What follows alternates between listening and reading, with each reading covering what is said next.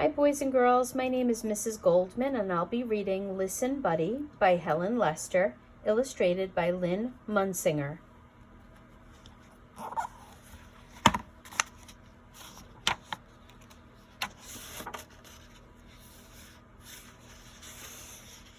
Buddy's father had a beautiful big nose. He was a great sniffer.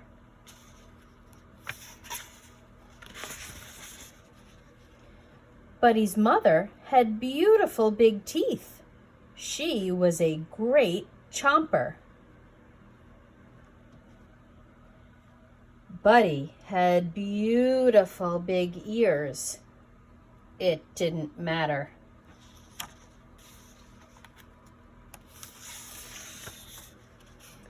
When Buddy's parents sent him to the vegetable stand to get a basket of squash, he came home with a basket of wash.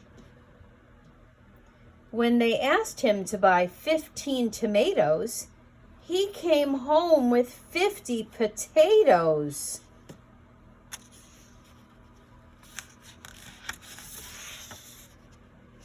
Buddy's father said, "Listen, Buddy, will you please bring me a pen?" "Who?" asked Buddy.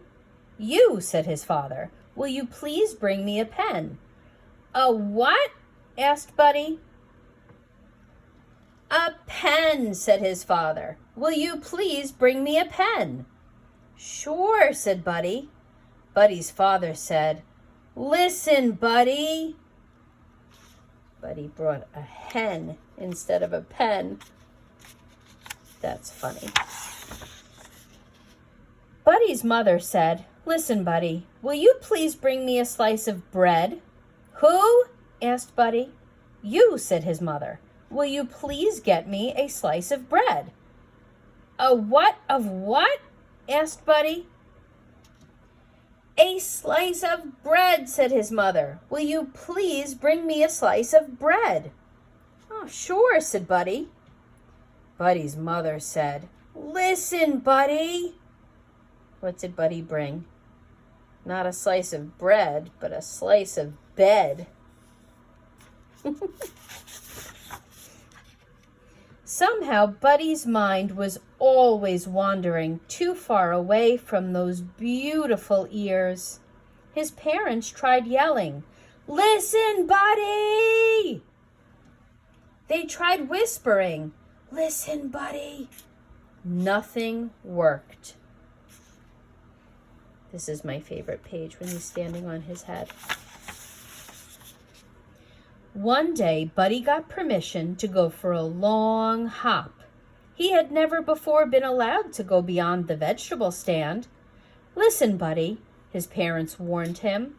"Just remember that at the end of the road there are two paths.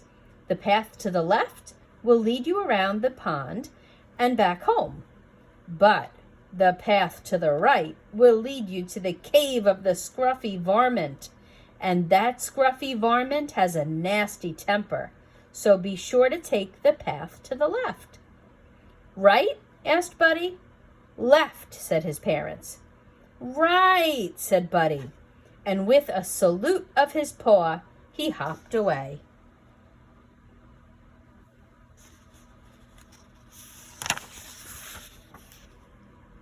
Feeling very grown up, Buddy hopped along past the vegetable stand and on to the end of the road. "Now let's see," he pondered.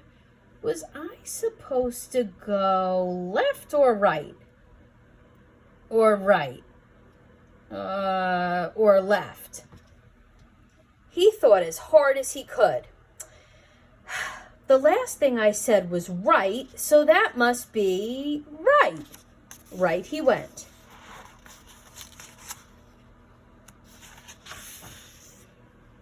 "25 hops later, Buddy discovered that right was wrong.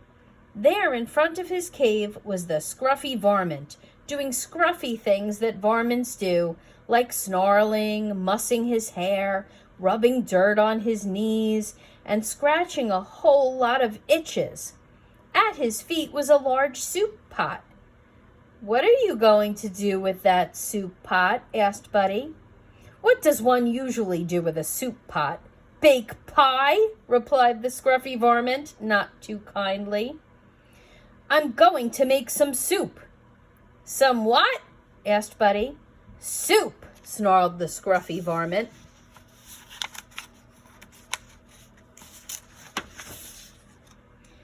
Buddy had forgotten his parents' warning about the scruffy varmint. He asked eagerly, May I help? The scruffy varmint was not fond of having company, but with help he'd have his soup sooner. So he said, All right, Bunny Rabbit, come here. Come help me gather firewood. Who? What? Asked Buddy. You, firewood. Buddy eagerly hopped ahead of the scruffy varmint. Very gently he gathered a large prickly bundle, which he held out proudly. Does that look like firewood? Roughly, the varmint grabbed the bundle. I said firewood, not briarwood, he yelped, plucking the sharp thorns from his paw. Ouch. Later, when the pot was filled with water, the scruffy varmint lay against a rock, licking his paws and barking orders. Hustle, Bunny Rabbit, get the flour. Yes, sir, said Buddy. No, I don't think he meant that kind of flour. That's flowers, and those are flowers from a garden, not the flour you cook with. 5 pinches of salt. Yes, sir, said Buddy. What did Buddy do? Not 5 pinches. He did 5 inches. Oh, boy. 15 tomatoes. Yes, sir, said Buddy. Uh-oh. Not 15 tomatoes. More like 50 potatoes. I wonder what's going to happen. And a big load of squash. Yes, sir, said Buddy. The scruffy varmint rose and gave the soup a stir. He took a taste. It tasted a little like, well, a little, maybe it needed some pepper. Bunny Rabbit, get the pepper from the left side of the kitchen sink, the varmint growled. Who get the what from the where side of the where what? Asked Buddy.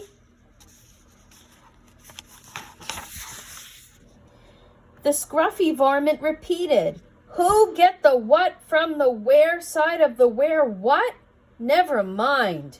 He stalked into the kitchen and got the pepper himself and sprinkled it into the soup. There, he snarled. Now, Bunny Rabbit, put the soup on the fire. Buddy put the soup in the fire.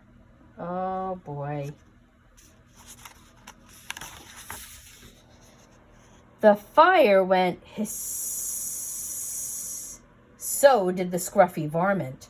I'll teach you, he howled. I will have soup. Bunny Rabbit soup. And I know just the bunny to use. The Bunny Rabbit who never listens.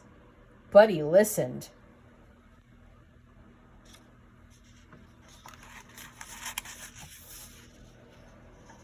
He also hopped very, very, very fast, faster than he had ever hopped in his life. He whizzed up the road past the vegetable stand and into the safety of his house.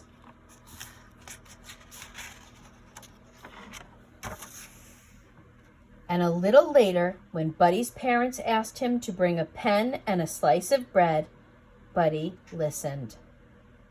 And Buddy learned his lesson, I guess. Boys and girls, thank you so much for allowing me to read that story to you. And I hope to read again soon with you. Take care. Bye.